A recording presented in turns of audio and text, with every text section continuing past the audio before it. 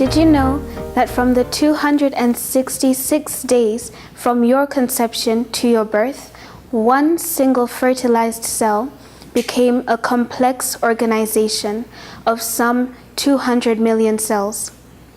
Your growth rate was such that if you had continued to grow from the birth at the same rate, then you would be 75 feet tall and weigh several tons by the age of 16. You are special. Welcome to today's episode of Energ-Aid, right here on Hope Channel. I am your host, Adela Chokoto. Today we will be looking at image. But before we begin, let's listen to a song that was done by the Kamwana family, entitled Ziko Loko Metsetsa.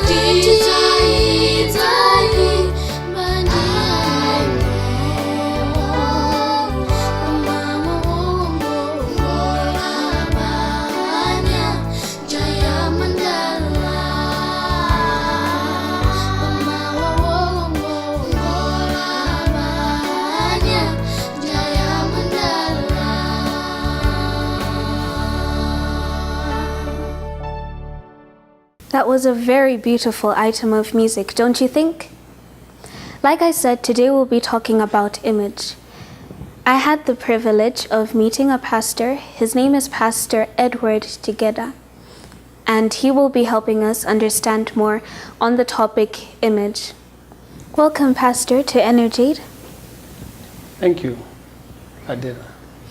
Now, like I said, today we're going to be discussing image. When you hear the word image, what comes to your mind?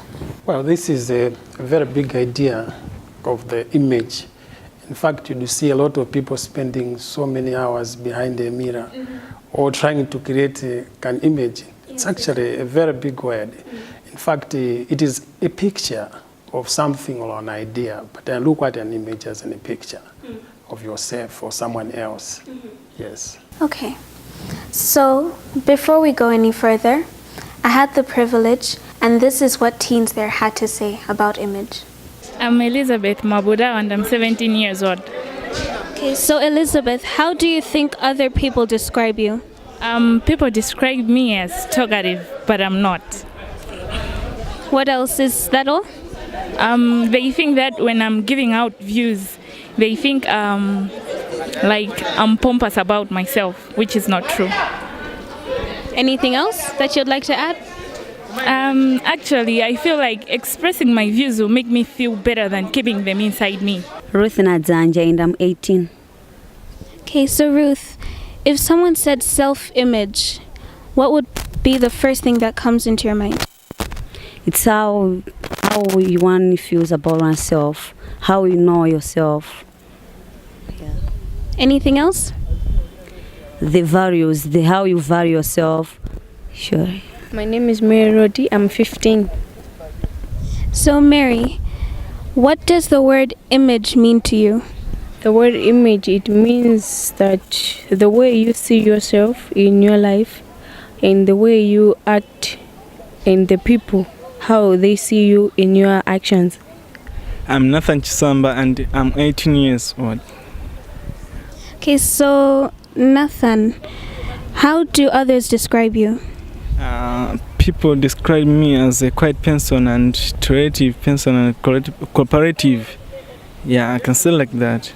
Yeah, also people describe me as a man who is more responsible to help others. Yeah.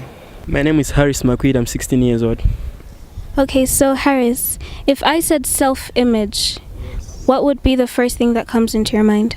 How one values about oneself and how one feels about oneself, as in your character and other stuff. Yep. Anything else? I may add as in goodie. Okay, sorry. How one feels about oneself, actually. Yeah. I'm Derek Makoa. I'm 18 years old. Derek, can you define image for me? Image is knowing yourself. Yeah. Is that all? All about how you know others. Yeah.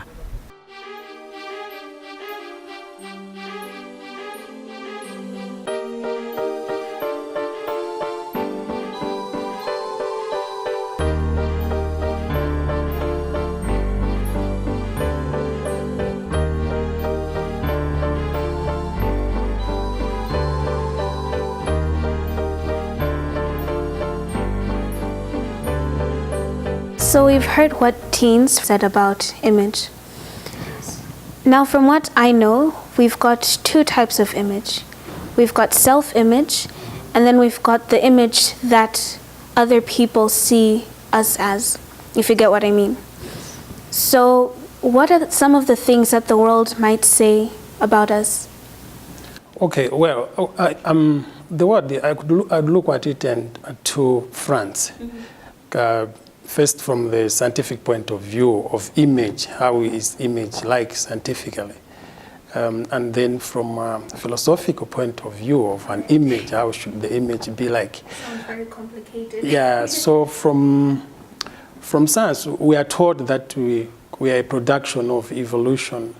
We are coming from lower forms of life and then to the upper, the higher form of animal life. So we've been evolving from plants and then to human beings. That's the image, that's the picture that the world tries to create about our image. So when I look at myself, I'm looking at my grandfather as an epe, or animals or plants or whatever. So you see, so that's the image that the world have.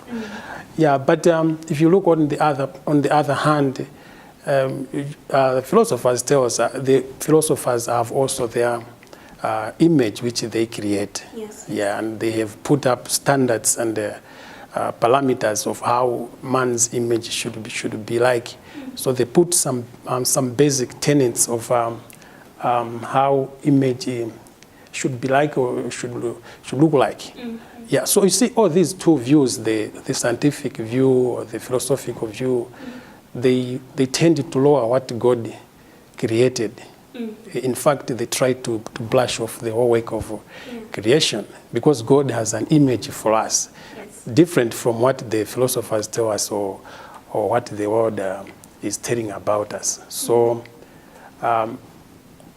in Western civilizations, they have put standards. The Greeks, the Romans have tried to put standards of the image of an ideal man or an ideal woman.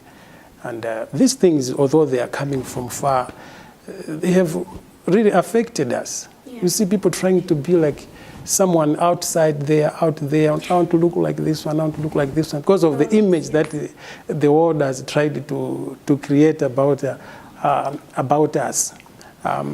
I've watched a number of youth, in fact, trying to build some iconic images of, say, actresses or singers or models, the way they comb their hair, the way they cut their hair, the way they dress, the way they talk, how they handle themselves, because they want to catch up with that as an image which the world is trying to portray. Yeah, but I think for us as God's people, we need to build our identity on the right source. Because what I've witnessed is that the source that we try to put our image is not the correct one. We need the right source. We need the right platform where we can base our image, and the right platform cannot be found in this world, but is what God tells us of who we are. Okay. Yes. So because you've said that, now that you've said that, what are some of the things that God says about us? Yeah, God, in fact, the image of God on us is very high. In fact, in the Bible, in the book of Genesis, chapter 1, verses 26 through 31, that passage clearly states that we are made in God's image. And this is great. Imagine us to be in the image of the Creator. It says, in my image I've created you. So God created both man and woman, youth, in His own image. And it's not a surprise that even the physical forms that we have, they resemble God. Yeah, I think you know that God has been referred to as arms of God, hands of God, palms of God. Those are anatomical features of man that have been ascribed to God. So we also have the very same features or organs on ourselves. So we think we are in that image of God, and this is a higher status. Yeah, I like what one theologian had to say on this, Richard Rice. Yeah, in fact, he says that an image goes even far beyond the physical resemblance of God. Yeah, in fact, he refers to primarily the issue of quality, not necessarily quality as such, but function. Yeah, we're in the image of God because of the function or the roles that God has put in us. Yeah, from the text that I've cited, God says that when He had created man, He said that you should have dominion. You see, this is a great power that God is giving to man. You need to have dominion, and you need to have sovereignty, over all forms of life that there is. So man is given such great responsibility because he's in the image of God. So God is free to say, now you can take charge of my creation. Because when I look at you, I look at myself. So you can have dominion on all these things. So you see, not only that, you'd also notice that man has been given certain characteristics or things which he can do, which no any other animal can do. Yeah, of course. Yeah. You've seen even the technological advancement that is there. God don't need have to create bulbs, to create phones for us. He said, no, these things you can create it yourself. Yeah, because we are in His image. So God is a creator. So he has also endowed man with these powers to create. That's why we see a lot of creations taking place, which were not in Garden of Eden, because God has put these things in us, because we are basically his image. So he has left the other things for us to do. Yeah. So you can look at even in the area of art. There are so many imaginative ways that man looks at the world, and there is a science there that seeks to seeks explanations for various phenomena that we encounter, and we have the technologies that employs the discoveries of sciences and to alter certain features in the world so that the world is good for us. You see, all these things could not just come. It's because we are the image of God. So because God has created us in his image, he has also given us these powers to do certain things. Yeah. So basically what you're saying, image is not really what's on the outside, but it also involves what's on the inside. Exactly. Okay. Sure. So now that we know, what God says about us and what the world says about us, how should we be feeling in light of how God sees us? Yeah, in fact, to be in God's image is the highest honor that has been conferred upon man. So we need to build our self-image based on what God thinks about us, not what the world thinks about us, not what science thinks about us, not what philosophers tells us about us, but how does God look at us? When God looks at us, he sees himself, a reflection of himself, and that's the source that we need to base our image. You remember sometimes when we were young, moms would call us names. You are so, you're like this, you're like this, you're like this. So many youth tend to have a low self-esteem of themselves, basically because of what their mothers have told them they are. Yeah, so that's the wrong source of basing our image. But we need to see ourselves in light of God and how God views us and how God looks at ourselves. Yeah. But I know that that's not very easy to do. What are some of the things we can do to help us maybe understand more, or to just help us see that we really are important? Besides reading the Bible, I guess, what are some of the other things that could help someone feel this way, to develop this strong feeling? Yeah, first I need to cite Psalm 139, verse 13 to 18, which says that we are fearfully and wonderfully made. Yes. There are certain things that we can make as humans, looking at the responsibilities that God has made us. We need to explore ourselves. I believe that every person is unique in his own way. Yes, and God has put various talents and unique functions in each and every individual. So I think as God's image, we need to explore what we can do. As youth, what can I do? At least there's something that you can do which no one else can do except you. Yes. So we need to explore these things, whether in art or in music or in whatever field that one may want to do. We can always try and explore and just find out who you are and what things you can do as youth. Yeah. Yes. That's very beautiful. Is there any last advice that you'd like to give for the teens who are watching out there?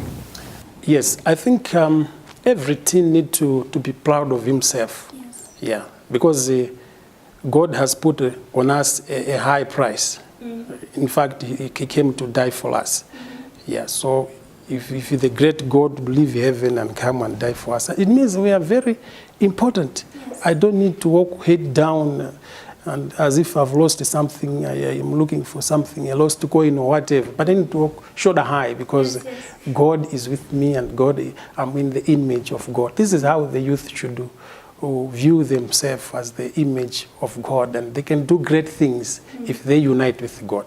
So my advice would be that it is very important that we need to connect with the source.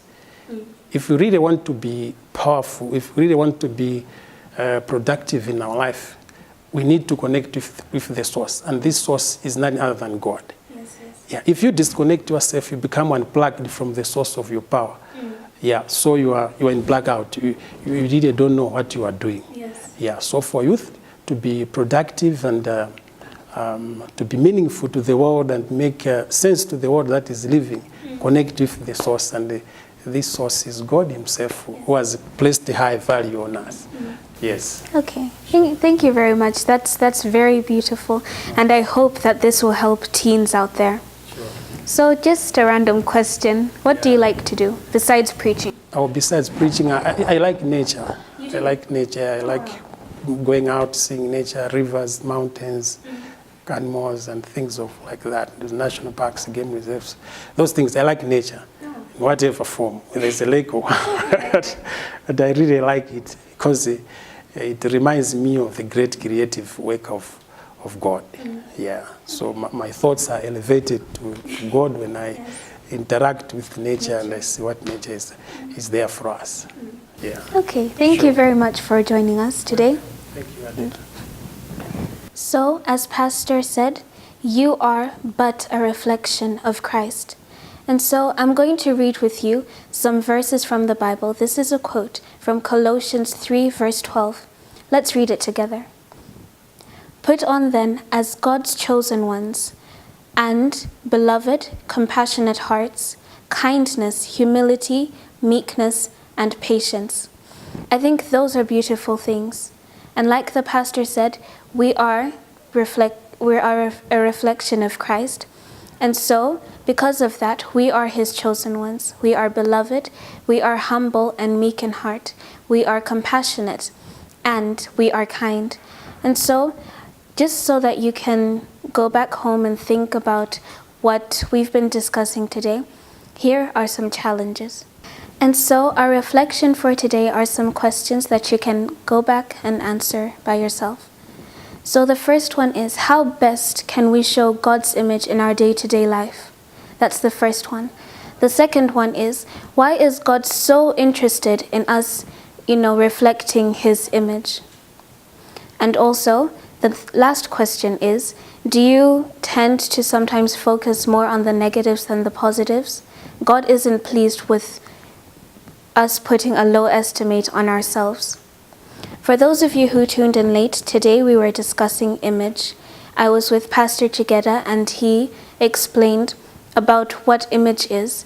And he said that our image should be from who God says we are. That's from his word from the Bible.